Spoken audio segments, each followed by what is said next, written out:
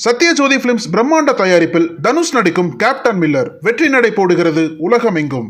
பொங்கலோ பொங்கல், தி சென்னை சில்க்ஸின் happy Pongal. Let the celebrations begin. அம்பேத்கருக்கும் இவர்களுக்கும் முரணு, பகத்சிங்கும் இவர்களுக்கும் முரணு, திருவள்ளுவருக்கும் சங் பரிவார அமைப்புகளுக்கும் முரணு. இவங்கெல்லாம் சனாதனம் இதெல்லாம் சொல்றாங்கல்ல. பிறப்புக்கும் எல்லா உயிருக்கும் அந்த குரலுடைய அர்த்தம் என்ன? தமிழ்நாடு அரசுக்குன்னு ஒரு லட்சணம் இருக்கா? அதை அவர் மாத்தி போட முடியுமா? அது மாதிரி திருவள்ளுவருக்குன்னு ஒரு அடையாளத்தை தமிழ்நாடு அரசு கொடுத்துருக்கு. ஆனா அதை மாத்தி போடுறது பாஜக காரங்க பண்ணலாம். அவர் தமிழ்நாட்டுக்கு எதிராக செயல்படுறான்னு, அவர் ஆக்சுவலா இந்தியாவுக்கு எதிராக செயல்படுறார். இந்தியன் கான்ஸ்டிடியூஷனுக்கு எதிராக செயல்படுறாரு, இந்திய அரசியலமைப்பு சட்டத்துக்கு எதிராக செயல்படுறாரு. இந்த குறைந்தபட்ச அறம் அவர்களுக்கு கிடையாது. எப்படி தமிழக பொங்கல் விழாவில் தமிழகம்ல இருந்து தமிழ்நாடா மாறிச்சோ அந்த மாதிரி ஆளுநரை மாத்துவோம், அதுல மாற்றுக்கிறதே கிடையாது. இவர்கள் எந்த கொள்கையை இன்னைக்கு தூக்கி பிடிக்கிறாங்களோ அந்த கொள்கை வேணான்னு எதிர்த்து வெளியே போனார். வணக்கம் சார். வணக்கம். திருவள்ளுவர் தினத்துல தமிழக ஆளுநர் RN ரவி அவர்கள் ஒரு பதிவிடுறாங்க. பாரதிய சனாதன பாரம்பரியத்தின் பிரகாசமான துறவியுமான திருவள்ளுவருக்கு எனது பணிவான மரியாதையை செலுத்துகிறேன் என்ற பதிவும் விமர்சனத்துக்கு உள்ளாகுது. அது மட்டும் இல்லாம தொடர்ச்சியாக வள்ளுவருக்கு காவி சாயம் பூசுறது அது பாஜகவும் சரி ஆளுநரும் சரி தொடர்ச்சியா செஞ்சுக்கிட்டு வராங்க. இந்த புகைப்படத்தையும் பிளஸ் இந்த விமர்சனத்தையும் எப்படி பாக்குறீங்க, இந்த பதிவையும்? இல்ல, இதுல ஒரு விஷயத்த நல்லா புரிஞ்சுக்கிறோம். ஆளுநர் என்பவர் யார்?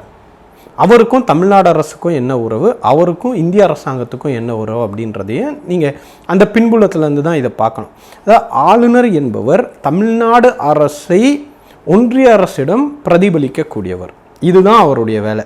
இந்த இரண்டு அரசாங்கங்களுக்கும் இடைத்தரகராக இருக்கக்கூடிய ஒரு சமூக உறவை எப்படி மேம்படுத்தணும் அப்படின்றதுக்காக உருவாக்கப்பட்ட பதவி அது.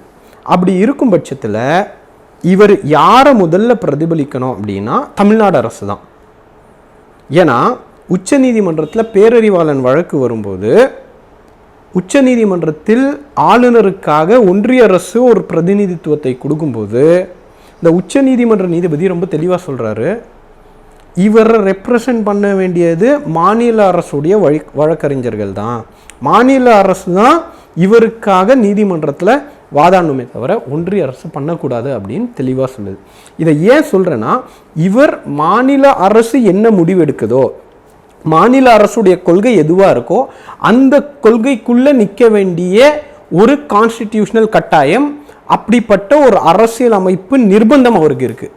ஆனால் அதை பற்றிலாம் மதிக்கவே மாட்டாங்க அரசுக்காரங்க. எப்பயுமே அதுதான் அவர்களுடைய வரலாறு. அப்படி இருக்கும்போது திருவள்ளுவர் என்பவர் தமிழ்நாட்டுடைய ஒரு அடையாளம், தமிழ்நாட்டுடைய தமிழர்களுடைய ஒரு அடையாளமாக இருக்கும்போது அவருக்கு ஒரு உருவத்தை தமிழ்நாடு அரசு வழங்கியிருக்கிறது. இதுதான் அடையாளம்னு. இப்போ அதை தான் அவர் பயன்படுத்தணுமே தவிர அவர் மாற்றி பண்ண முடியாது. உதாரணத்துக்கு தமிழ்நாடு அரசு அப்படின்னு நம்ம சொல்கிறோன்னா அவரும் தமிழ்நாடு அரசுன்னு தான் சொல்லணும். அவர் தமிழக அரசுன்னு சொல்லி வாபஸ் வாங்கின சரித்திரம் இருக்குது. இப்போது ஒரு லோகோ இருக்கா, தமிழ்நாடு அரசுக்குன்னு ஒரு லட்சணம் இருக்கா, அதை அவர் மாற்றி போட முடியுமா? அது மாதிரி திருவள்ளுவருக்குன்னு ஒரு அடையாளத்தை தமிழ்நாடு அரசு கொடுத்துருக்கு. ஆனால் அதை மாற்றி போடுறது பாஜக காரங்க பண்ணலாம். ஆனால் ஒரு ஆளுநராக தமிழ்நாடு அரசிடமிருந்து சம்பளம் வாங்கக்கூடிய ஆளுநர் செய்வது தவறு. ஆனால் ஒரு மரபு, ஒரு நியதி, ஒரு சட்டம், இது எல்லாம் அடிப்படையில் இந்த RSS கும்பலுக்கு தெரியாது. அதை மதிக்கணுன்ற எந்த ஒரு குறைந்தபட்ச ஒரு நாகரிகமும் அவர்களுக்கு கிடையாது. அதனால தான் அதை பண்ணுறாங்க. அதுக்கு பதிலடியாக முதல்வர் அவர்கள் ரொம்ப தெளிவாக சொல்லிட்டார், இங்கே திருவள்ளுவருடைய அடையாளத்தை யாரும் மாற்ற முடியாது, மறைக்க முடியாது. இதெல்லாம் இந்த காவி சாயம் பூசிக்கிட்டு, இந்த காவி சாயம் பூசி விட்டு இது போடுற ட்வீட்டெல்லாம் RSS கும்பல் வேணால் ரசிப்பாங்களே தவிர தமிழ்நாடு மக்கள் இதை வெறுப்பாங்க. ஏன்னா திருவள்ளுவர் சமயம் கடந்து, மதங்களை கடந்து, சனாதனத்தை கடந்து அனைத்து தமிழர்களாலும் மதிக்கப்படக்கூடிய ஒரு அறிஞர். அவருடைய கொள்கைகளும் அப்படி தான் பார்க்குறாங்க. குறிப்பிட்ட மதத்துக்குள்ளே அவரை போய் ஒரு சுருக்கி அதன் மூலமாக அரசியல் ஆதாயத்தை அடையலாம் அப்படின்னு நினைக்கிறத விட பெரிய அபத்தம் இருக்க முடியாது. இப்போ அரசாணை, அதாவது GOMS 1193 விதிப்படி இது அரசாங்கத்தால் அங்கீகரிக்கப்பட்ட ஒரு புகைப்படம். அரசு அலுவலகங்கள்ல அரசு அதிகாரிகள் இந்த அதாவது வெள்ளை நிறை உடுத்தி இருக்கிற கண்டிப்பா சில படத்தை தான் பயன்படுத்தணும். அப்போ அதுக்கு மாறாக இவர்களால் சித்தரிக்கப்பட்ட ஒரு அதுதான் நான் சொன்னேனே அது நடவடிக்கை எடுக்கப்பட வேண்டியது, நடவடிக்கை உட்படுத்தப்பட வேண்டியது. கண்டிப்பா. அப்போ அரசு என்ன நடவடிக்கை எடுக்கும்? இதுல அவர் கண்டிப்பா பின்வாங்குவார். எப்படி பொங்கல் விழாக்கு தமிழ்நாடு அரசுக்கு பதிலாக அடம் பிடிச்சி தமிழக அரசுன்னு சொல்லி பின்வாங்கினாரோ அந்த மாதிரி இதில் பின்வாங்குவார். வலதுசாரிகளுடைய கட்டுப்பாட்டிலேருந்து ஆளுநர் வெளியே வரணும். அவர் வலதுசாரியாக இருக்கலாம், ஆனால் ஆளுநர் பதவி ஏற்ற பிறகு தமிழ்நாடு அரசுடைய நிலைப்பாடு எதுவோ அந்த நிலைப்பாடுக்குள்ளே நிற்கணும். இந்த குறைந்தபட்ச அறம் அவர்களுக்கு கிடையாது. நம்ம எவ்வளோ பெரிய உயர்ந்த பதவியில் இருக்கிறோம், தமிழ்நாடு அரசை பிரதிபலிக்கக்கூடியவர்களாக இருக்கிறோம். இப்போ அதுலேருந்து நின்று தான் நம்ம வேலை பார்க்கணும் அப்படின்ற குறைந்தபட்ச அறமும் நாகரிகமும் இல்லாமல் ஆளுநர் செயல்படுவது ஏற்றுக்கொள்ள முடியாத ஒரு விஷயம். சுற்றுலா மாளிகையில் இது பயன்படுத்தி இருக்கிறார் இந்த புகைப்படத்தை. இதுக்கு முன்னாடி அவருடைய சமூக ஊடகங்களில் பயன்படுத்தினார். இப்போ சுற்றுலா மாளிகை அப்படின்னும் போது இது அரசு கட்டுப்பாட்டுக்குள்ள இருக்கிறது. அப்ப இது ஒரு குற்றம் தான், இது அப்படிதான் கருதப்படும். அப்போ இவர் மீது என்ன நடவடிக்கை எடுக்கப்படும்? இல்ல, அதுல அரசியலமைப்பு சட்டத்துல ஆளுநருக்குன்னு சில பிரத்யேக பவர்ஸ் இருக்கு. அவர் மேல எடுத்தோம் கவுத்தோம்லாம் நடவடிக்கை எடுக்க முடியாது. இந்த பின்புலமும் ஆளுநர்ன்ற ஒரு பதவி இருக்கு, அவருக்கும் கான்ஸ்டிடியூஷனல் இம்யூனிட்டி இருக்கு. இந்த மாதிரி தான் இதுக்கு முன்னாடி பல விஷயங்களில் வாய்க்கு வந்தது பேசுகிறாரு. நிறைய அறம் சார்ந்த விஷயங்கள், நியதி சார்ந்த விஷயங்கள், இதுக்கு எல்லாத்துக்கும் சட்டம் தான் உள்ளே வரணுன்றது கிடையாது. அந்த நியதியை மறந்து செயல்படக்கூடிய ஆளுநர் அவர் அவரை திருத்திக்கிறது தான் அவருக்கும் நல்லது. தமிழ்நாட்டு மக்கள் இல்லைன்னா திருத்திடுவாங்க. இப்போ அவர் பதிவிட்ட ட்விட்டர்லையும் கூட பாரதி அப்படிங்கிற ஒரு வார்த்தையை பயன்படுத்தி இருக்கிறார், இந்தியா அப்படிங்கிற வார்த்தையை பயன்படுத்தலை. இதுக்கு முன்பும் பாரதியன்னு தான் பயன்படுத்தி இருக்கிறாங்க. இப்போ தொடர்ச்சியாக இந்த விஷயங்கள், அதாவது தமிழக அரசு கொள்கைக்கு எதிரான இந்த புகைப்படத்தை பயன்படுத்தினதாக இருக்கட்டும், இந்தியா என்பதற்கு மாற்று சொல்லாக பாரதிங்கிற சொல்லாடலை பயன்படுத்துவதாக இருக்கட்டும், இது என்ன சொல்ல வராரு? இல்லை, அவர் என்ன சொல்ல வர்றாருன்னா, நான் தமிழ்நாடு அரசை மதிக்க மாட்டேன், தமிழ்நாடு அரசோட சண்டை போடுவேன், நான் அரசியலமைப்பு சட்டத்தை மதிக்க மாட்டேன். இவங்கெல்லாம் நினைக்கிறாங்க இது அவர் தமிழ்நாட்டுக்கு எதிராக செயல்படுறான்னு. அவர் ஆக்சுவலாக இந்தியாவுக்கு எதிராக செயல்படுறார், இந்தியன் கான்ஸ்டிடியூஷனுக்கு எதிராக செயல்படுறாரு, இந்திய அரசியலமைப்பு சட்டத்துக்கு எதிராக செயல்படுறாரு. இது தமிழ்நாட்டு மக்களுடைய பிரச்சனை மட்டும் இல்லை, ஒட்டுமொத்த இந்தியாவுடைய பிரச்சனை. அதனால இது ஆளுநர் திருத்திக்கிறது, அவர் தன்னை மாற்றிக்கிறதுன்றது ரொம்ப ரொம்ப முக்கியமானதாக இருக்குது. அப்படி இல்லைன்னா ஜனநாயக ரீதியாக அவரை மாற்றும். எப்படி பொங்கல் விழாவில் தமிழகம்லேருந்து தமிழ்நாடாக மாறிச்சோ அந்த மாதிரி ஆளுநரை மாற்றும், அதில் மாற்றுக்கிறதே கிடையாது. இப்போ ஆளுநர் இது மாதிரி அரசுக்கு எதிரான நடவடிக்கைகள், செயல்கள் அல்ல சொல்லாடல்கள் பயன்படுத்துறது இது திமுக அரசுக்கும் ஆளுநருக்கும் இடையே இருக்கிற அந்த முரண்களினுடைய வெளிப்பாடாக பார்க்கலாமா, இல்லை அவர் இந்த கருத்துக்கே முரணாக இருக்கிறார்? இல்லை, அவர் கருத்துக்கு முரணாக இருக்கலாம். எப்போ இருக்கலாம் அப்படின்னா, அவர் ஆளுநராக இல்லாத போது இருக்கலாம். ஆனால் ஆளுநராக தமிழ்நாட்டுக்கு வந்த பிறகு அவருக்கு அந்த உரிமை முழுசாக போயிடுச்சு. தமிழ்நாடு அரசு என்ன சொல்லுதோ அதை செஞ்சுட்டு போகிறது தான். இதுதான் பல நீதிமன்ற தீர்ப்புகளில் வந்திருக்கு, பல நீதிமன்ற அறிவுரைகளில் வந்திருக்கு.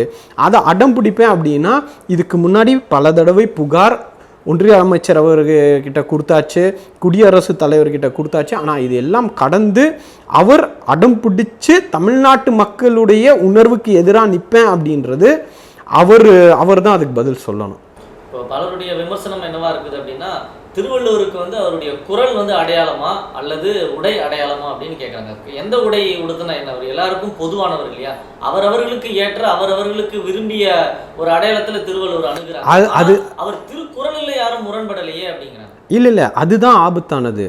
இப்போது பாஜகவை பொறுத்தவரையும் ஆர்எஸ்எஸை பொறுத்தவரையும் அவர்களுக்கு வெளியே சொல்லிக்கொள்கிற அளவுக்கு ஒரு பாரம்பரியம் கிடையாது.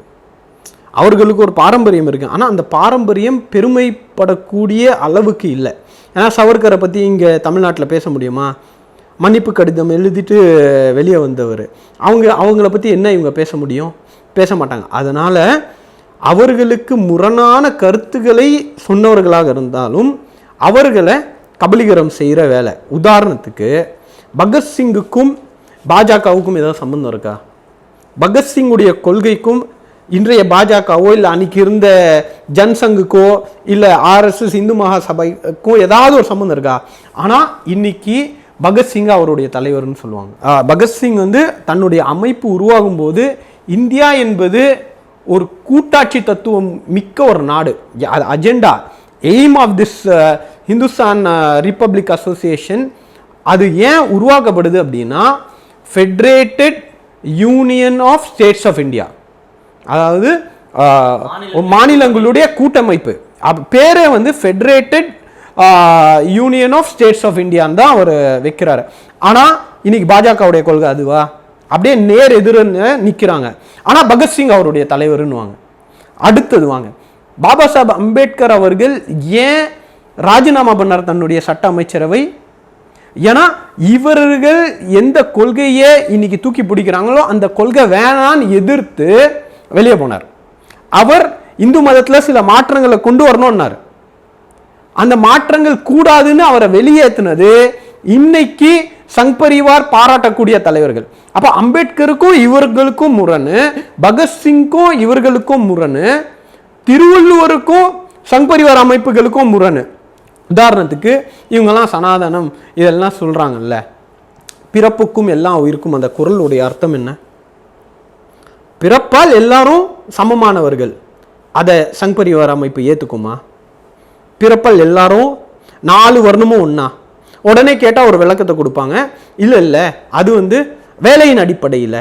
சரி, வேலையின் அடிப்படையில் பிரிச்சுக்கலாம், வேலையின் அடிப்படையில் பிரிச்சுக்கலாம். இன்னைக்கு நான் டாக்டராக இருக்கேன், நாளைக்கு நான் ஜேர்னலிஸ்ட் ஆவேன், நீங்கள் டாக்டர் ஆவீங்க அப்படின்னு எடுத்துக்கிட்டா, இன்னைக்கு தமிழ்நாடு அரசு அத்துணை பேரும் அர்ச்சகர் ஆகலான்ற ஒரு சட்டத்தை எதிர்த்துட்டு இருக்கிறது யார்? பிறப்பால் சமமாயிட்டாங்க, பிறப்பால் சமமாயிட்டாங்க. அப்போ அர்ச்சகர் ஆகக்கூடிய உரிமையை ஏன் அவர்களுக்கு மறுக்கிறீங்க? அப்படி செய்யக்கூடாதுன்னு பாஜகலேருந்து குரல் வருதா வரலையா? அப்போ எப்படி திருவள்ளூரும் நீங்களும் ஒன்றாக முடியும்? திருவள்ளூரை எப்படி நீங்கள் கபலீகரம் செய்ய முடியும்? தெய்வத்தால் ஆகாதெனினும் முயற்சித்தன் மெய்வருத்த கூறி தரும் அப்படின்ற ஒரு குரல் இருக்கு. அப்போ தெய்வத்தை கடந்து முயற்சி தான் முக்கியம் சொல்லக்கூடிய பெரியாரிய கொள்கை அதில் இருக்குல்ல. நீ தான் எல்லாமே, நீ செய்யறத வச்சுதான் உனக்கு வெற்றியோ தோல்வியோ நல்லதோ அப்படின்னு பெரியார் சொன்னதையும் திருவள்ளுவர் சொல்றாரு. அப்ப எப்படி நீங்க வந்து திருவள்ளுவர் உங்களுக்கானவர்னு சொல்ல முடியும்? இப்படி பல கருத்துக்கள் அத்தனை பேருக்கும் அத்தனை மதங்களிலும் அத்தனை சமயங்களிலும் இருக்கக்கூடிய கருத்தை திருவள்ளுவர் பேசியிருக்காரு. அத்தனை சமயங்களில் இருக்கக்கூடிய கருத்துக்களுக்கு எதிராகவும் பேசியிருக்காரு. அப்படி இருக்கும்போது அவரை பொதுவானவராக கொண்டாடுவதுதான் திருவள்ளுவருக்கு தரக்கூடிய மரியாதை.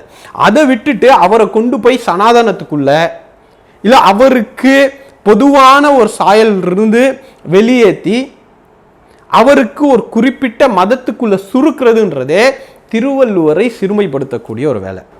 இது எல்லாருக்கும் பொதுவானவர் அப்படின்னும் பொழுது அவர் எந்த கட்டுக்குள்ளேயும் எந்த சர்க்கிள்குள்ளேயும் வரமாட்டாங்க. அது காவிக்குள்ளேயும் வரமாட்டாங்க, கருப்புக்குள்ளேயும் வரமாட்டாங்க. அதே மாதிரி கருப்பு நிற உடை அணிஞ்ச புகைப்படங்களும் வருது, அதையும் ஒரு சாரார் அதை ஐடென்டி பண்றாங்கல்ல. அது எப்போ வருதுன்னா, திருவள்ளுவரை தமிழ்நாடு அரசு, திராவிட கொள்கைகள் கொண்ட அரசு, திமுக அரசு வெள்ளை சாயல் தான் அங்கீகரிக்குது. இதுக்கு முன்னாடி இருந்த அரசுகளும் இதுக்கு முன்னாடி இருந்த எல்லாருமே திராவிட இயக்கங்களும் அதை தான் புகைப்படமா போடுறாங்க. ஆனா அவர்கள் காவிய தூக்கிட்டு வந்து திருவள்ளுவருக்கு பூசும்போது உங்களை விட அதிகமாக திருவள்ளுவருடைய கொள்கைகளை பேசுறது திராவிட சித்தாந்தம் கொண்டவர்களும் கூட அப்படின்றதுக்காக ஒரு கவுண்டரா அது வருது. அப்ப திருவள்ளுவரை அவருக்கான அடையாளத்தோடு அவருக்கான மரியாதையோடு விட்டு விடுவது என்பது திருவள்ளுவருக்கும் நல்லது, தமிழ்நாட்டுக்கும் நல்லது. பல்வேறு கருத்துக்களை பகிர்ந்துகிட்டது நேரத்துக்கு மிக்க நன்றி. நக்கீரன் டிவிக்கு சப்ஸ்கிரைப் செய்யுங்கள். உங்கள் ஆதரவே எங்கள் பலம். ஆசிரியர்களுக்கு நண்பனாகவும் மாணவர்களுக்கு ஆசானாகவும் திகழும் தேர்வு வழிகாட்டி. ஒவ்வொரு பாடத்திற்கும் அனுபவமிக்க ஆசிரியர்களின் துல்லியமான தெளிவான விடைகள். CNC இருக்கு, தேர்வு பயம் எதற்கு? இது தீரன் பப்ளிஷிங் ஹவுஸ் விற்பனை வெளியீடு.